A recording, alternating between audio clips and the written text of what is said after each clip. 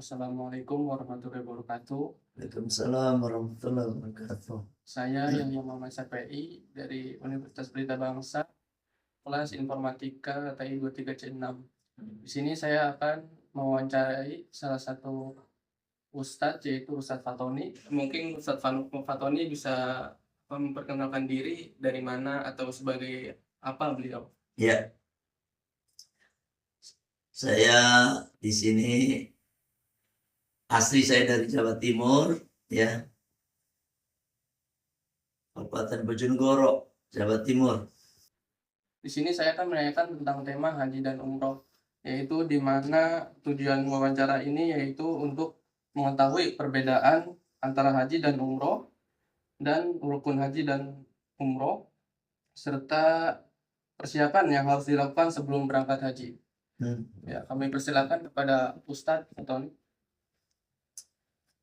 Waalaikumsalam warahmatullahi wabarakatuh. Jadi haji dan umroh itu ada persamaan, ada perbedaan. Ya, persamaannya haji dan umroh itu sama-sama dilakukan di tanah suci, yaitu di Makkatul Mukarramah, di Mekah. Apakah di Madinah ada pelaksanaan haji dan umroh? Tidak ada. Ya, semua pelaksanaan haji dan umroh itu semuanya dilakukan di Mekah. Ya. Nah, ada perbedaannya. Apa perbedaan haji dan umroh? Perbedaannya yang pertama, kalau haji itu dilakukan pada bulan-bulan haji saja. Ya, wabil khusus di bulan Dzulhijjah. Ya. Nah, di bulan Dzulhijjah itu kalau umroh itu kapan saja. Ya, kapan saja, ya, tidak dibatasi oleh waktu. Nah, gitu adalah umroh. Yang kedua bedanya, kalau haji itu ada wukuf. Kalau umroh tidak ada wukuf. Jadi rukun haji sama rukun umroh itu bedanya cuma satu. Kalau haji, rukun haji itu ada 6. Bedanya cuma satu. Sama niat berihram. Ya. Yang kedua wukuf. Nah, apa wukufnya nih? Wukuf di Arafah. Yang ketiga tawaf, sama. Yang keempat sa'i. Yang kelima tahallul. Dan yang keenam tertib. Bedanya cuma satu itu aja. Cuma memang ada lain lagi. Cuma ini enggak masuk rukun. Kalau haji itu ada yang namanya mabit di Musdalifah. Ada mabit di Mina. Ada ngelempar jumroh. Ngelempar jumroh pulang, wusto dan akobah. Kalau 10 Dzulhijjah, jadi ngelempar jumroh akobah saja. 11, 12, 13 itu ngelempar jumroh pula wusto akobah. Itu wajib haji. Kalau di umroh nggak ada ngelempar-lempar gitu, ya kan? Itu aja bedanya antara haji dan umroh. Intinya sama, persamaannya di tanah suci, yakni di Mekah. Nah itu rukun. Nah syarat-syaratnya apa? Syarat-syaratnya haji dan umroh sama. Apa syarat-syaratnya? Satu, Islam. Yang kedua, balik. Yang ketiga, berakal. Itu syarat. Ini haji dan umroh sama ini syarat-syaratnya ini. Islam, balik, berakal. Yang keempat, merdeka. Tapi untuk saat ini udah nggak ada budak.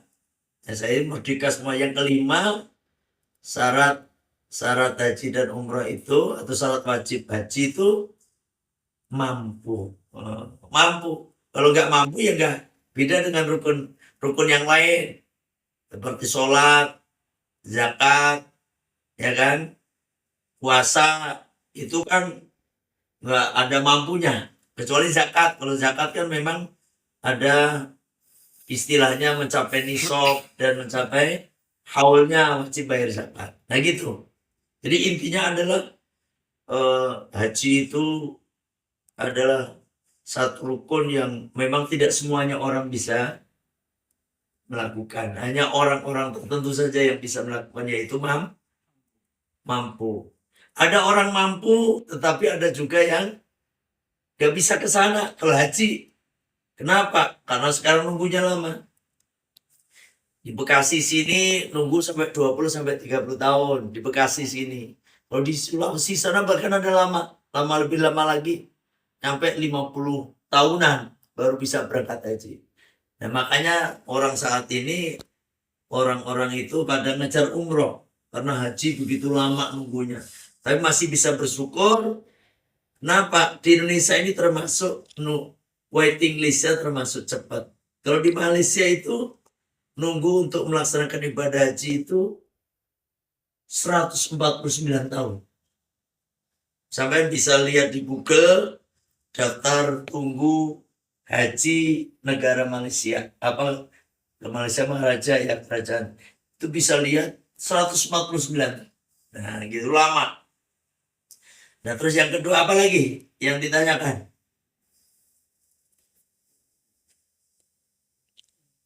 Persiapan yang harus dilakukan sebelum berangkat haji. Oh, berangkat aja apa berangkat umroh? Dua-duanya. Dua-duanya. Persiapan yang harus dipersiapkan, yang pastinya kalau ini ceritanya kalau udah mampu, ya kan? Maka apa yang harus dipersiapkan? Hati, niat.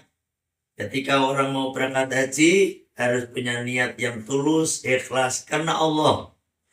Bukan pengen dipanggil Pak Haji, pengen dipanggil Bu Haji, enggak. Harus ditata. Harus persiapan di sana karena memang ngadepin orang banyak dari seluruh dunia, maka yang harus dipersiapkan adalah kesabaran. Ya kan? Sabar nanti ngadepin banyak orang yang sifatnya berbeda. Ya. Terus ikhlas betul. Ya, lillahi ta'ala. Apa aja yang dipersiapkan itu loh, ini bentuk dalam hati nih. Nah, kalau sifatnya yang dipersiapkan apa aja bentuk materi, pastinya disiapkan uang yang kira-kira untuk hidup di sana. Kalau untuk makan udah dikasih dari pemerintah, ya kan 3 kali sehari. Tapi untuk misalnya pengen jajan, pengen apa kan perlu uang. Pengen belanja di tanah suci, itu perlu apa aja dan itu nggak wajib. Ya siapkanlah uang. Nah, kalau jamaah haji itu dapat kembalian.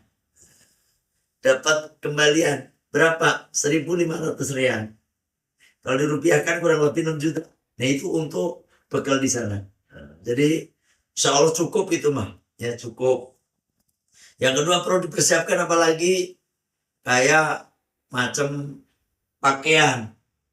Pakaian yang kira-kira cukup untuk jamaah haji itu 42 hari. Ya, 40-an hari ya. Kalau pulang pergi 42 hari. Kalau umroh itu ada yang paket 9 hari, ada yang paket 12 hari, ada paket 16 hari. Tergantung. Nah, pakaiannya yang disiapkan kira-kira berapa itu tergantung jamaah. Ya kan? Itu sih persiapannya. Apalagi yang iniin. Nah, apa hukum seseorang yang memiliki utang tetapi sudah mampu untuk berangkat haji secara finansial? Jadi misalkan ada orang yang punya utang sedangkan utangnya belum dibayar tapi mampu untuk berangkat haji. Nah, mana dulu yang harus didahulukan? Utangnya wajib dibayar dulu, ya kan? Jangan sampai punya utang banyak tapi dia berangkat haji. Nggak benar tuh, namanya itu masih kategori tidak mampu gitu. Apalagi kira-kira Kan kebanyakan orang Indonesia nih setiap haji itu selalu membawa seperti oleh-oleh gitu. Nah, bagaimana menyikapi praktik konsumtif saat ibadah haji, seperti belanja dan oleh-oleh secara berlebihan. Jadi misalkan membawa oleh-oleh secara berlebihan atau sebenarnya dibatasi. Naik pesawat itu jamaah haji itu cuma dibatasi 35 kilo. Lebih dari itu nggak bisa dibawa, gitu. Nggak bisa dibawa ya. Maka bukan hanya kiat-kiat khusus sebenarnya. Dia itu dibatasi. Kalau dia bayar sampai bawa 40 kilo nggak bisa ke bawah, dikurangin. Gitu. Nah, gimana mereka itu ya tergantung jamaahnya sih. Kadang-kadang kalau jamaah-jamaah saya itu selalu saya sarankan kalau belanja mendingan di Tanah Abang aja. Gitu. Di sini aja. Kalau di sana belanja seala kadarnya. Gitu. Dan itu nggak wajib. Ya kan? Tapi memang rata-rata orang jamaah haji Indonesia itu pasti kalau pulang dari haji pengen membawa untuk oleh-oleh untuk anaknya, untuk keluarganya yang lain, untuk tetangganya. Itu wajar sih. Nggak masalah itu mah. Nggak masalah. Apalagi kira-kira Gimana cara atau tata cara proses kita pendaftaran haji di Indonesia? tata caranya kita datang dulu ke bank yang ditunjuk oleh pemerintah. Nah, kita apa aja yang kita bawa? KTP pasti. KTP, KK, terus buku nikah. Nah, kita bawa ke bank, kemudian nanti kita datang ke bagian admin bank, bilang aja untuk haji gitu. Nanti akan dibukakan rekening haji. Setelah itu kita dapat, baru kita datang ke Kemenak, Kementerian Agama. Di sana urusan haji dan umroh. Kita daftar dengan membawa setruk apa tadi pelunasan untuk biaya haji di bank. Nah, di sana dan nanti akan kita dengan bawa KTP, KK, buku nikah, nanti kita serahkan ke petugas haji yang di Kemenak. Nah, kemudian kita akan diinput ya, kita dengan bawa foto 4x6 ya kan. Nah, di situ nanti otomatis langsung dikasih nomor kuota haji sekian sekian sekian dan estimasi keberangkatan tahun berapa. Itu ada. Itu kurang lebih ya kalau dikasih 30 tahun lah gitu. Itu aja prosesnya. Gak ribet. Apalagi? Mungkin cukup Pak. Jadi mungkin saya akan meminta kesimpulan atau pesan yang Bapak ingin sampaikan kepada mungkin nanti jamaah haji atau umroh yang ada di Indonesia. Ya, bahwasanya kepada kaum muslimin dan muslimat, memang haji itu salah satu rukun Islam yang kelima. Nah, pesan saya kepada kaum muslimin dan muslimat yang sudah mampu ya dari segi finansial itu tolong ini karena rukun. Nah, kalau udah mampu otomatis wajib, maka cepat-cepat mendaftar ya. Cepat-cepat mendaftar untuk melaksanakan ibadah haji walaupun nanti keberangkatannya kapan. Itu termasuk panggilan dari Allah. Walaupun nunggunya 30 tahun, ya nggak jadi masalah. Ternyata nggak nyampe 3 udah mati. Berarti berarti memang nggak panggilan dari Allah. Sebentar. Muslimat semuanya, bagi yang udah mampu, usahakan secepatnya daftar haji. Jangan takut nanti kapan berangkatnya masih lama, nggak apa-apa. Karena haji itu bisa diwariskan. Terus yang kedua, bagi yang kaum muslimin wal muslimat, memang belum mampu, jangan dipaksakan. Sampai ngutang ke sana kemari segala macam, tidak. Karena Islam nggak membebani, Allah tidak membebani hambanya di luar kemampuannya, ya kan? Makanya la yukallifullahu nafsan illa usaha. Allah tidak membebani seseorang kecuali memang sesuai dengan kesanggupannya. Ya. Maka oleh karena itu bagi yang sudah mampu tolong secepatnya untuk mendaftar. Bagi yang belum mampu jangan dipaksakan gitu. Tapi intinya kita semuanya sepakat bahwasanya haji itu merupakan ibadah wajib bagi kita yang sudah mampu gitu ya. Itu aja saya kira kesimpulannya. Sekian dari kelompok kami, mungkin pesan atau kesimpulan yang kita bisa ambil dari Ustadz Fatoni.